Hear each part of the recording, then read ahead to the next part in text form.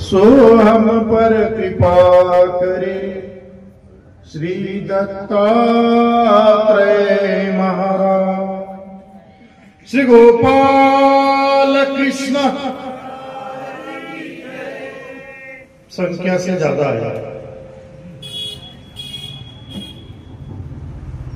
दो लेडीज अगर एक नल पर पानी भरने के लिए चली गई तो मैं पहले भरती हूं, ऐसे करते करते इतना बड़ा झगड़ा हो जाता है, उस झगड़े को शहर सुनता है। तो आवाज इतनी आपकी है तो भी भगवान का जब नाम निकलता है तब आप चुप बैठ जाते हैं।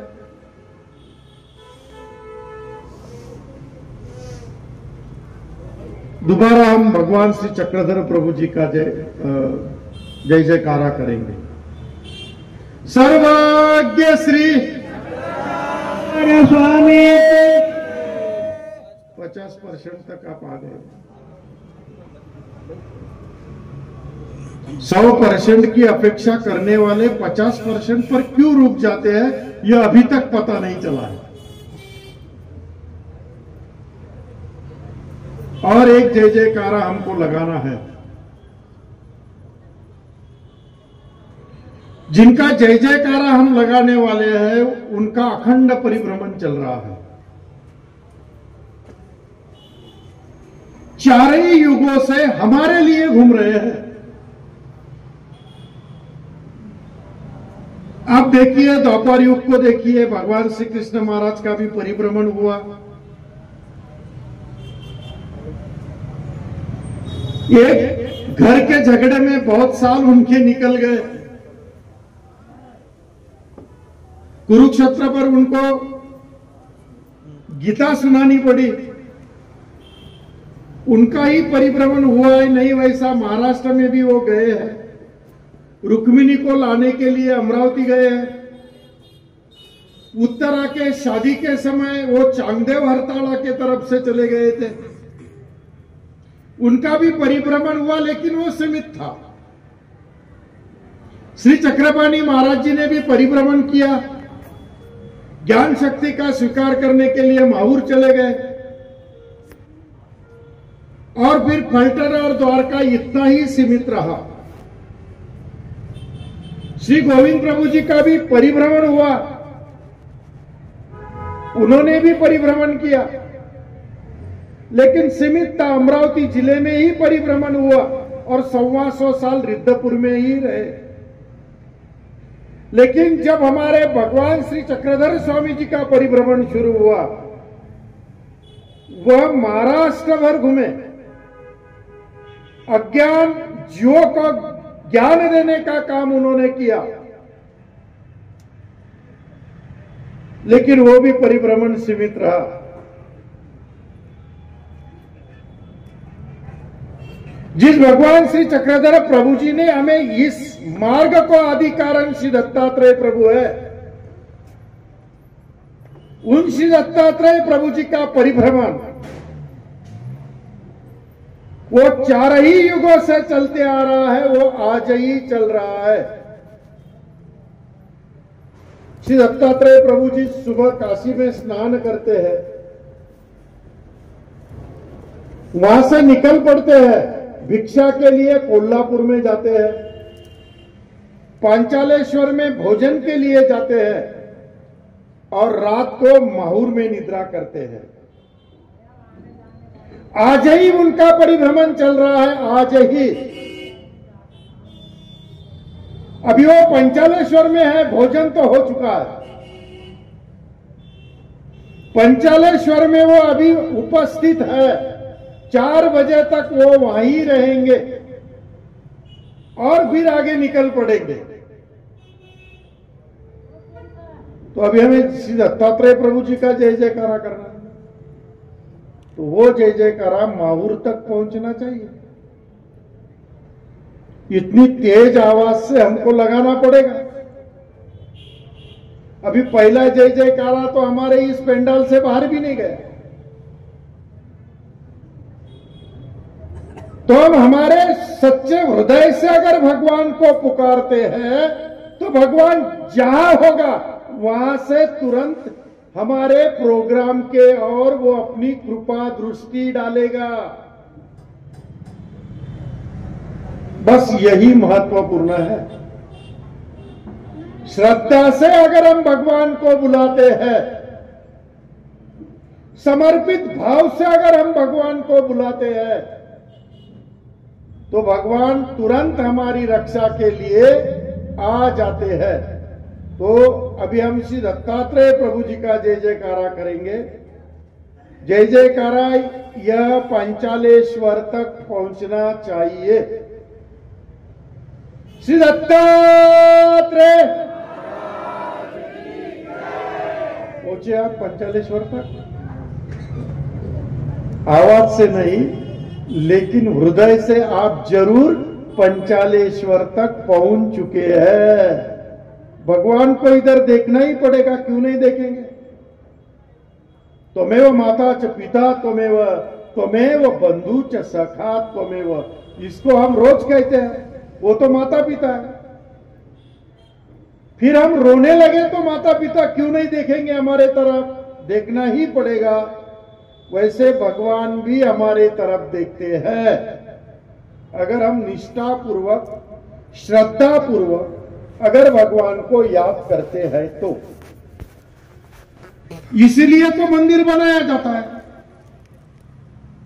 क्योंकि घर में हम एकाग्र नहीं हो सकते।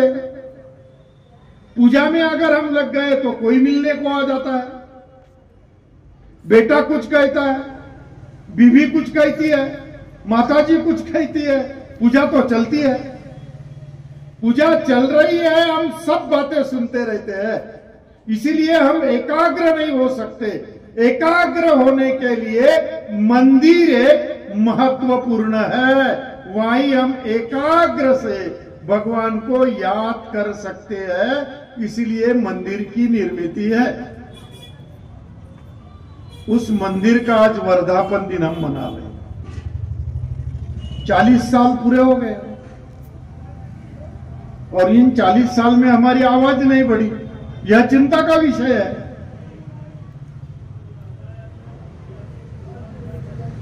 और उस उपलक्ष्य में यह ज्ञान सत्र यहां चल रहा है।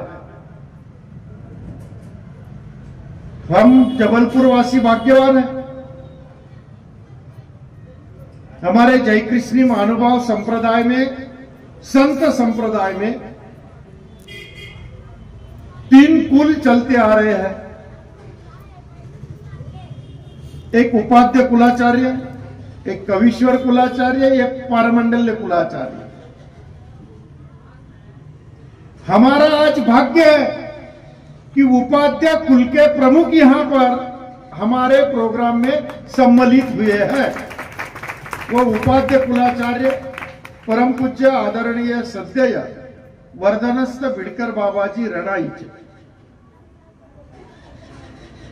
और यहां पर हमारे मनसर निवासी आदरणीय बानकर बाबा जी उपस्थित है। पहले हमारे गुरुजी को जो शिवनेकर गद्दी थी, कुछ समय हमारे दत्तराज बाबा जी को अमरावती में एक शिवनेकर गद्दी दी गई थी, तो उस गद्दी पर आज जो विराजमान है वो आदरणीय महंत दहेगांव रंगारी नागपुर में रहते हैं, वो आदरणीय महंत शिवनेकर बाबा जी है। आदरणीय महंत बाबा जी के साथ में आए वो दामोदर बाबा जी है, महंत वैद्यराज बाबा जी है, और जिनको अभी हमने और हमारी शिष्य गद्दी दे दी। पहली जो उनको गद्दी थी कृष्णराज की, वो हमारी पोता गद्दी थी। वही नातू पोता है ना।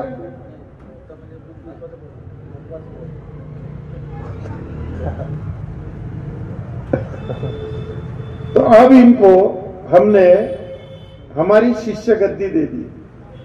अब शिष्य मेरे से उम्र से बड़े हैं और गुरु छोटा है। देखिए कैसी कमाल होती है हमारे जय कृष्णी संप्रदाय में। तो उनको हमें अभी आश्रम का शताब्दी महोत्सव हमने संपन्न किया है। आप कितने लोग आए मेरे को पता नहीं, लेकिन राजीव जी आनंद ये परिवार था। शताब्दी महोत्सव हमने 20, 21, 22 दिसंबर को मनाया, जिनको सारे पंथ के सब संत महंत आए हुए थे, सभी आचार्यगण आए हुए थे। 30-40 हजार लोग उपस्थित थे, सभी संत महंत थे। और ये उन सभी के उपस्थिति में हमने आदरणीय महंत कृष्णराज बाबा जी को नई गद्दी दे दी और उनको वो गोवर्धन व्यास, महंत गोवर्धन व्यास इस नाम की गद्दी अब हमने उनको उस प्रोग्राम में समर्पित की और गद्दी की पूजा भी उनको दे दी गई है उसी दिन, सब सम्मान के साथ। अभी जबलपुर वासियों को नए रूप में गोवर्धन व्यास महंत मिले हैं। गोवर्धन पूजा करते रहे आप।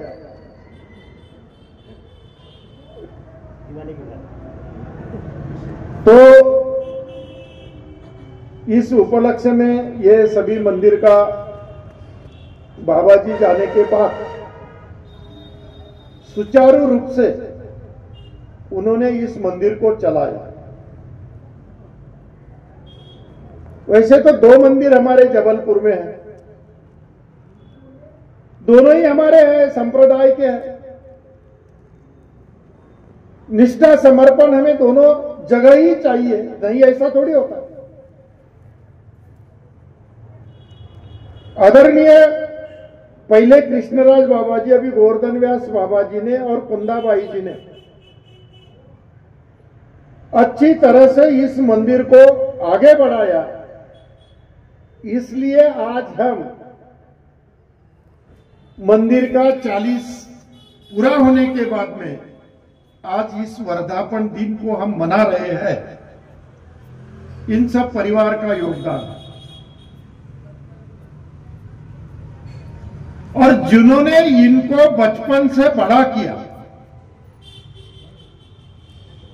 संस्कार दिए। अभी आप बैठे हैं सभी, मैंने किसी को बोला आप संन्यास ले लो, ले सकते हैं आप?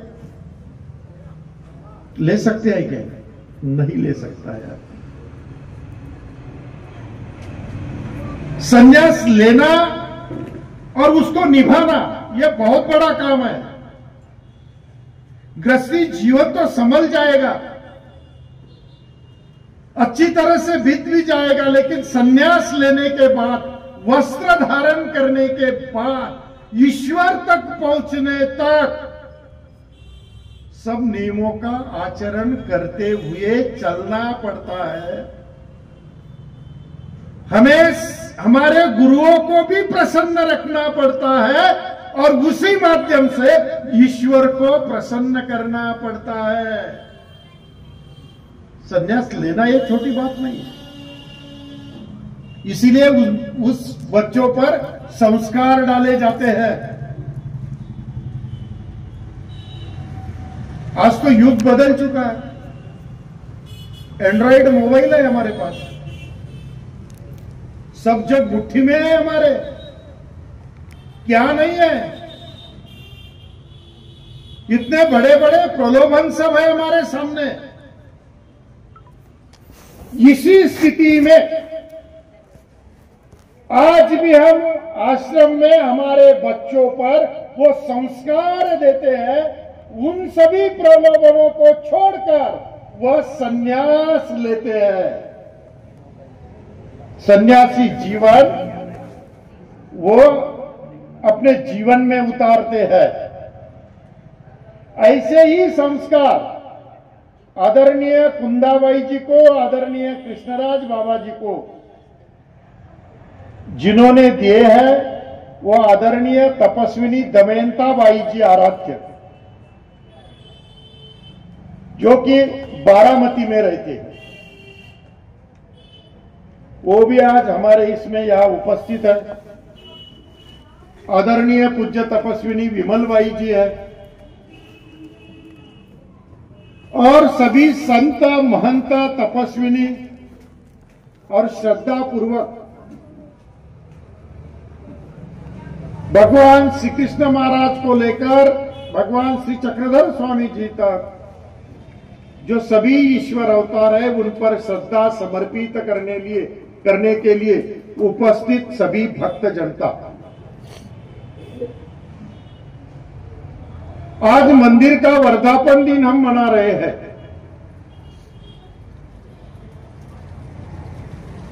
मंदिर एक संस्कार का केंद्र है।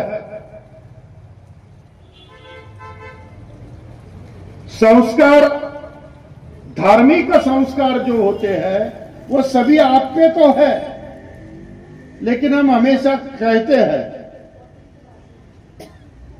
कि हम आते हैं, हमारे बच्चों को नहीं लाते हैं। संस्कार किन पर डालना चाहिए? बच्चों को देना पड़ेगा ना। तो बच्चे हैं उपस्थित आपके यहां पे, एक दिन एक समय नहीं मिल सकता है हमको कि उनको ही मंदिर में लाना चाहिए, उनको ही जो भी है चिंतन कैसा चाहिए, क्या करना चाहिए। अभी अभी विवेकानंद जी की जयंती संपन्न हुई और अमरावती में एक इंजीनियरिंग कॉलेज है, वहां पे मेरे को बुलाया गया।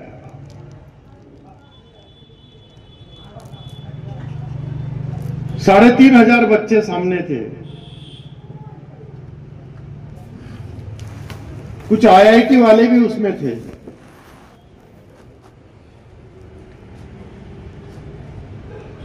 माता पिता संस्कारित करती नहीं, ऐसा नहीं है, करती है, लेकिन बच्चे के हृदय तक कितना पहुंचता है वो महत्वपूर्ण है।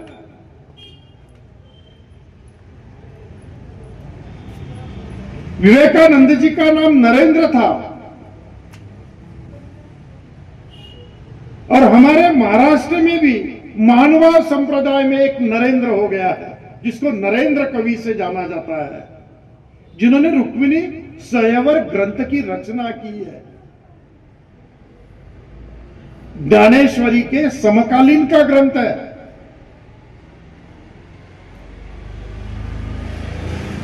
संस्कार कैसे चाहिए ये मैं बता रहा हूं आपको। नागदेव आचार्य जी के संकल्प में आए हुए नरेंद्र कवि 3 भाई थे, तीनों ही कवि थे। एक ने रामायण की रचना की, एक ने नलोपाख्यान की रचना की और एक ने रुक्मिणी स्वयंवर की रचना की। क्या परिवार होगा वो, क्या माता पिता होंगे वो कि जिनके घर में 3 कवियों का जन्म हुआ। हमारे घर में 3 भाई रहते हैं, झगड़ते ही रहते हैं। वहां तो तीन ही भाई कवि निकले जिन्होंने ग्रंथों की रचना की और राजा के दरबार में ये सभी अपना अपना ग्रंथ पढ़ रहे थे। तभी नरेंद्र कवि उठकर खड़े हो गए और राजा को कहते हैं, महाराष्ट्र का महादेवराव राजा, देवगिरी का प्रसंग है। और ये नरेंद्र खड़े होकर कहते हैं कि हे राजन, अरे अगर आप श्री कृष्ण की कथा सुनोगे, श्री कृष्ण रुक्मिणी की कथा अगर आप सुनते हैं तो आपके हड्डियों तक पहुंचा हुआ पाप उसी क्षण खत्म हो जाएगा, उसी क्षण। राजा ने बोला तो सुनाओ, अगर ऐसा है तो सुनना चाहिए। नरेंद्र कवि ने दरबार में रुक्मिणी स्वयंवर का पठन किया। आज हम घर में सही ढंग से पाठ करते नहीं। अगर हम सही ढंग से घर में भी पाठ करें ना तो अनेक पापों का क्षालन उसी समय हमारा हो जाता है। नरेंद्र कवि ने शुरू किया, रुक्मिणी स्वयंवर को पढ़ना शुरू किया। राज दरबार में सभी लोग बैठे हुए थे। और तुरंत महादेवराव राजा उठकर खड़ा हुआ, नरेंद्र के तरफ देखते रहा, नरेंद्र को हाथ जोड़ दिए और कहा, नरेंद्र सुन मेरी बात, ग्रंथ जो लिखा है, काव्य जो लिखा है तूने, अप्रतिम है। इस एक एक पंक्ति को मैं एक एक सोने का सिक्का तुझे देता हूं। बस यह जो ग्रंथ है ना, मेरी नाम से कर दे, तू मेरी नाम से कर दे। नरेंद्र कवि ने राजा के तरफ देखा, प्रजा के तरफ देखा, आंखें बंद कर दी, उनके गुरु श्री नागदेव जी का चिंतन किया, साधनदाता सर्वज्ञ श्री चक्रधर जी का चिंतन किया, आंख खोले और कहा उन्होंने राजा को, नहीं राजन, नहीं दे सकता हूं। एक एक सोने, एक एक पंक्ति के लिए अगर राजा तू सोने का सिक्का दे रहा है, अगर इस स्थिति में अगर ये ग्रंथ मैं तुझे दूं, तो मेरे जो कविकुल है उसको पूरा कलंक लगेगा राजा, कलंक लगेगा, मैं नहीं दे सकता हूं। नरेंद्र कवि के पैरों में जो ताकत है, सामने तो सत्ता खड़ी है, सोने के सिक्कों का प्रलोभन है, लेकिन हृदय में श्री चक्रधर बसा हुआ है। यह भी महत्वपूर्ण है।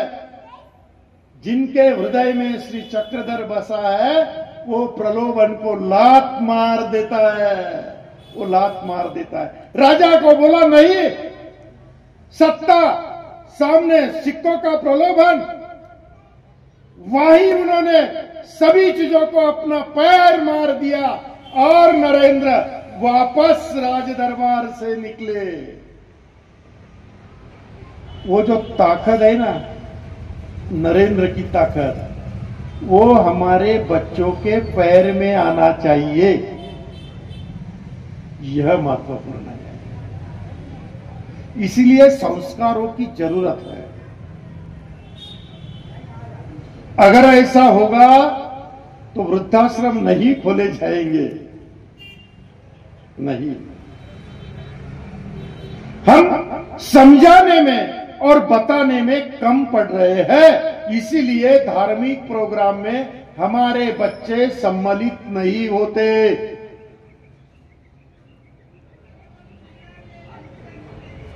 यह तो हमारे संप्रदाय के नरेंद्र हो गए। विवेकानंद जी का ही नाम नरेंद्र था। संस्कार माता ने कैसे दिए, यह बता रहा हूं मैं।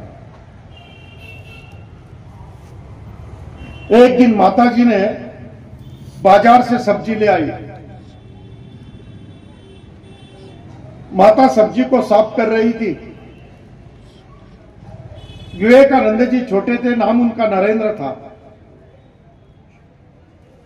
माता ने उनको कहा, नरेंद्र, सामने चक्कू पड़ा है, ले आ, मुझे सब्जी काटनी है। नरेंद्र वो सुरा लेने के लिए चले गए, लेके आए, माता जी के पास में आए और छुरा देने लगे सब्जी काटने के लिए। तो सुरे का जो टोक था वो माता जी के तरफ कर दिया, और जो हम उसको पकड़ते हैं वो अपने तरफ कर दी। माता ने बोला कि नहीं नरेंद्र, गलत है ये। अरे सुरे का जो सामने वाला हिस्सा था वो तेरे तरफ चाहिए था, क्योंकि दुख हमने हमारे तरफ लेना चाहिए और सुख दूसरे को देना चाहिए। बस इतनी छोटी सी बात से नरेंद्र पर प्रभाव पड़ते हुए नरेंद्र का स्वामी विवेकानंद हो गए, जिन्होंने हमारे गीता ग्रंथ को, साता समुद्र को पार करते हुए हमारे गीता ग्रंथ के महिमा को उन लोगों के पास पहुंचाया। उसका कारण था उनके पैर में जो ताकत, जो शक्ति दी थी, वो माता के संस्कारों ने दी थी। वो संस्कार हमने हमारे बच्चों पे डालने की कोशिश करनी चाहिए। अगर ऐसे पूजा पाठ में अगर नहीं आते हैं, घर में भी सही ढंग से पूजा नहीं होती होंगी, सही ढंग से पाठ नहीं होता होगा, तो भगवान हमारे दुखों को कैसे दूर करेगा? करेगा? तनख्वाह देते हो आप उसको? उसको समर्पित होना चाहिए, उनको निष्ठा हमारा समर्पण दृढ़ रहना चाहिए। मंदिर में अगर हम आते हैं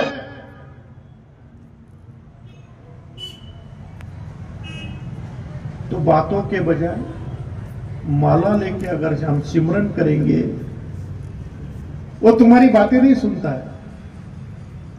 घर में क्या सब्जी बनाई, बेटी स्कूल में गई कि नहीं गई, बाजार में क्या चल रहा है, सारा तो उसने ही बनाया है, वो क्या सुनेगा? वो सुनता है हाथ में अगर आप माला लेकर उसका चिंतन और नामस्मरण करते हैं तो जो भी आपके मन में भाव होगा वो तुरंत सुन लेता है। बताने की जरूरत नहीं पड़ती भगवान को। सर्वज्ञ कहते हैं ना हम उसको सर्वज्ञ कहते हैं, सब जानता है वो।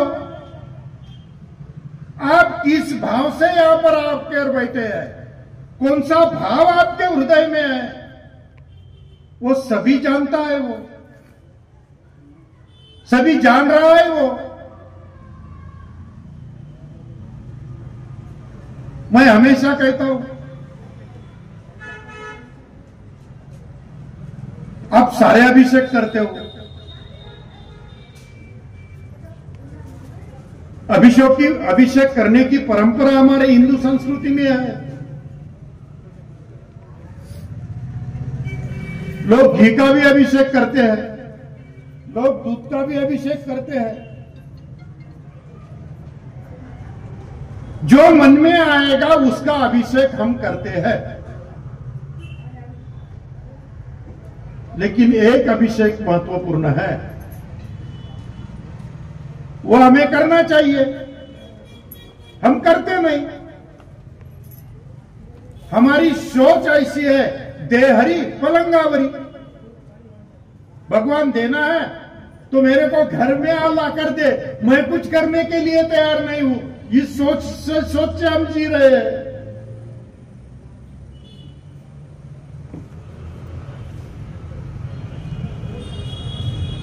हमें अगर अभिषेक करना है तो इस शरीर से करना चाहिए। यह शरीर हमारा महत्वपूर्ण है। इस शरीर के माध्यम से हम एक अभिषेक कर सकते हैं। आप अपने घर में पूजा के सामने बैठ जाइए या मंदिर में गए उस मंदिर के मूर्ति के सामने हम बैठ जाइए। बैठने के बाद हमने सोचना चाहिए,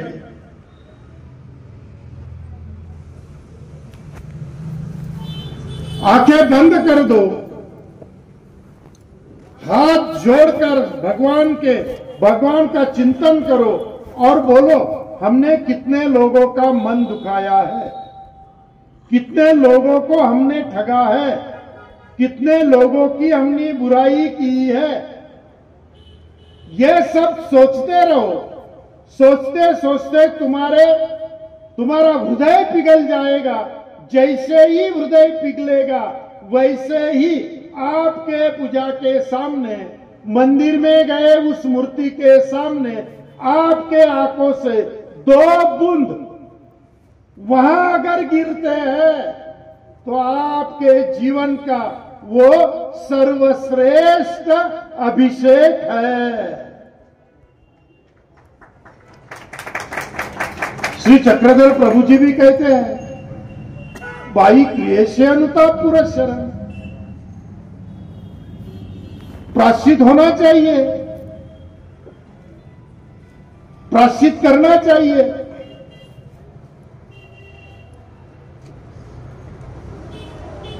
हम जब मंदिर में आते हैं, पूजा करने के पहले 5 दंडवत हमने डालने चाहिए। बाद में पूजा करनी चाहिए और बाद में और 5 दंडवत डालने चाहिए। हम कहां करते हैं ऐसा? हम विशेष माथे को लगाते हैं या माता विशेष को लगाते हैं, यही हमें पता नहीं है।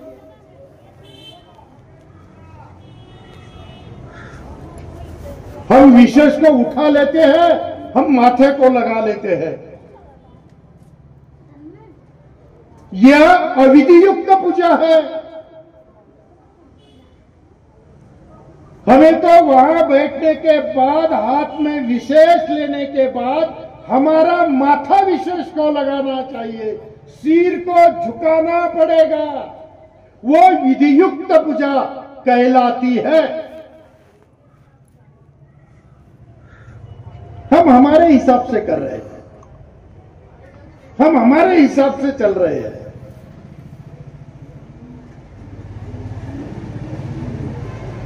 अगर इस समर्पण के भाव से अगर हम पूजा करते हैं, आते ही पहले पूजा के सामने हम दंडवत डालते हैं, तो भगवान श्री चक्रधर प्रभु जी की लीला है। भगवान श्री चक्रधर जी महाराज जी को परमेश्वरपुर यानी रिद्धपुर को निकले हैं। भगवान श्री चक्रधर प्रभु जी की श्रीमूर्ति है। एक सुडा कटी प्रदेशी, एक सुडा श्रीमुकुटी, चंपे गौरवर्ण तेज, एकदम सुंदर मूर्ति थी हमारे श्री चक्रधर प्रभु जी भगवान। निकल पड़े, साथ में एक छोटा सा चांगदेव नाम का लड़का उनके साथ में था। वो भी भगवान के पीछे लगकर आया था कि मुझे ही रितपुर देखना है। बेटा पानी बंद करो, बांटना है तो मैं प्रवचन बंद कर दूंगा। एक तो खाना खाओ या प्रवचन सुनो। प्रवचन के समय अगर हमारे पैर में जूते हैं तो निकाल लेना चाहिए। पैरों के जूता का इतना महत्वपूर्ण नहीं जो हम शास्त्र बता रहे हैं। हमको अविधि लगता है, क्यों बताए आपको?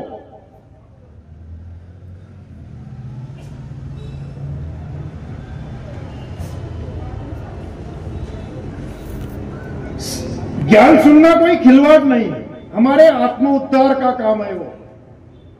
इसीलिए उस हिसाब से ही उसको सुनना चाहिए।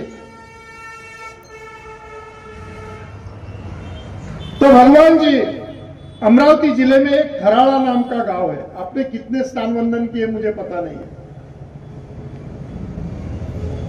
हर साल में स्नान वंदन करने के लिए जाना चाहिए। आप भागते रहते हैं जालिका देव, जाम्बोरा, माहूर, और भी स्थान है, और भी स्थान है, वो भी देखना चाहिए, जाना चाहिए, वहां भी वंदन करना चाहिए। क्योंकि संकट बहुत आते हैं आप पे, माहौर ही भागते हैं आप। क्यों? सुप्रीम कोर्ट है वो। आपके घर का श्री दत्तात्रेय महाराज जी का विशेष भी सुप्रीम कोर्ट है। अगर वहां निष्ठा से समर्पित अगर तुम पूजा करते हैं, जो काम माहौर में होने वाला है वह काम इस मंदिर में भी हो सकता है।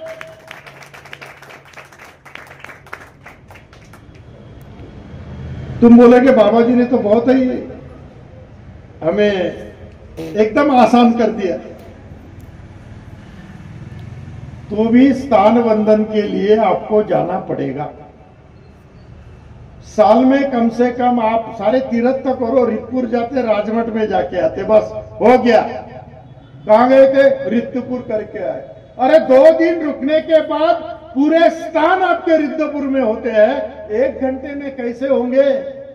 उस 1 घंटे में तो खाना भी खाते हैं आप, स्नान भी करते हैं आप। नहीं, भगवान ने हमें समय दिया है, हमको भी भगवान को समय देना पड़ेगा।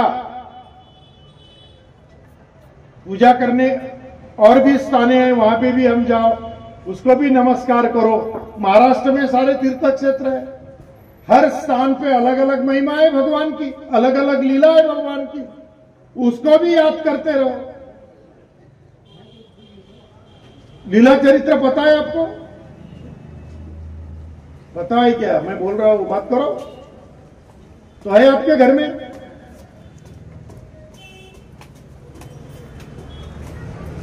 धार्मिक ग्रंथ नहीं रखते हैं हम अभी, उसको पढ़ना चाहिए, तब पता चलेगा भगवान ने किस जगह क्या किया। आसान कर दिया है तो अभी तो हिंदी में भी आया, इंग्लिश में भी आया, और भी तेलुगु में भी आ गया है, और भी भाषाओं में छपवाने का काम हम कर रहे हैं। कन्नड़ में भी हम छापेंगे, पंजाबी में भी आ गया है, और सारे भाषाओं में लीला चरित्र को हम उसका प्रकाशन करने की सब सोच रख रहे हैं। तो पढ़ेंगे तब ना,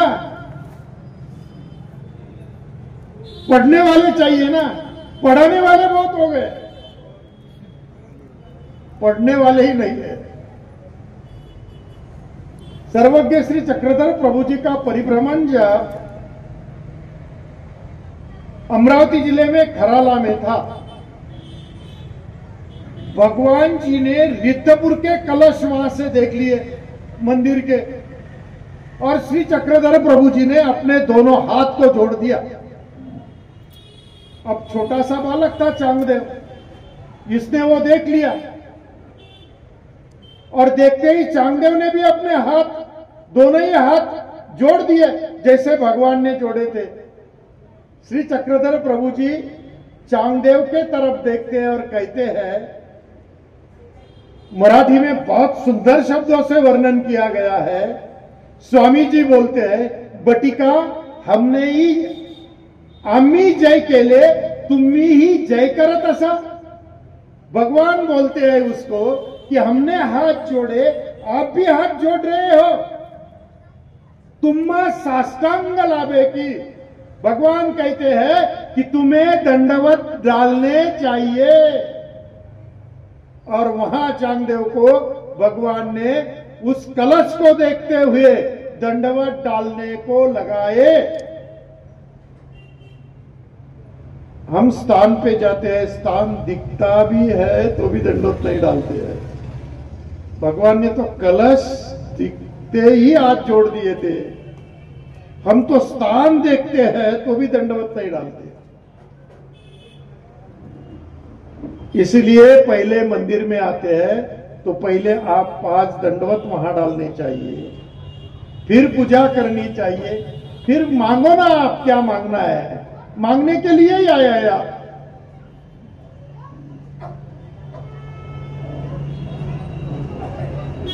क्योंकि वो अज्ञान है, उसको पता ही नहीं कुछ, सारे घर का व्यवहार उसको पता है, आपको क्या देना है क्या नहीं, सही समय वो देगा आपको।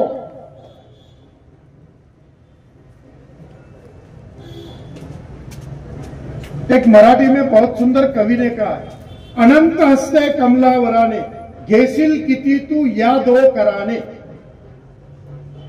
कवि ने कहा कि भगवान के देने के हाथ अनंत है, लेकिन जो ले रहा है उसके हाथ तो 2 ही है। ये 2 हाथों से कितना लेगा वो? भगवान की कृपा हो गई, भगवान ने दे दिया, जो तुम्हारे पास में है उसको अगर तुम संभाल नहीं पाते हो, सही जगह उसका उपयोग नहीं कर रहे हैं, तो आप ये भी सुन लो कि भगवान के ले जाने के हाथ भी अनंत है। 2 हाथों से कितना संभालोगे तुम?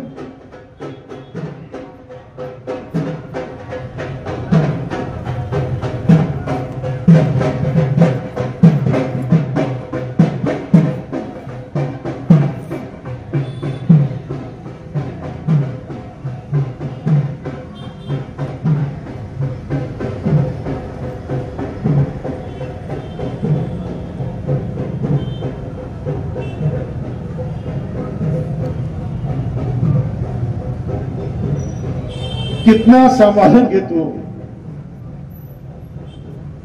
जाने वाले कुछ भी नहीं ले गए, हम भी नहीं ले जाने वाले। जो है यहां पर ही रहने वाला है। साथ में जो जाएगा वो हमारी भक्ति, हमारा चिंतन, हमारा मनन और हमारा सिमरन, यह साथ में जाने वाला है।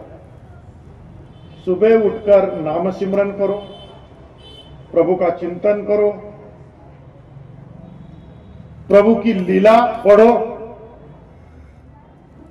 इस माध्यम से अगर हम हमारे जीवन का आचरण करते हैं तो फिर भगवान हमारा है।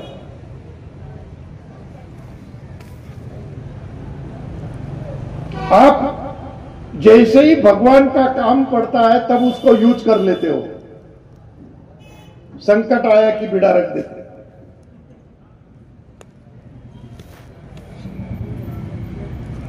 क्योंकि तनख्वाह ले रहा है हमारा, वो बिड़े पे 100 रुपए रख रहे हैं ना। ऐसा नहीं, ऐसे से भगवान नहीं मिलेगा। वहां रोज आपको पूजा पाठ करनी पड़ेगी, सिमरन करना पड़ेगा। सुबह उठकर 3 से 6 के अंदर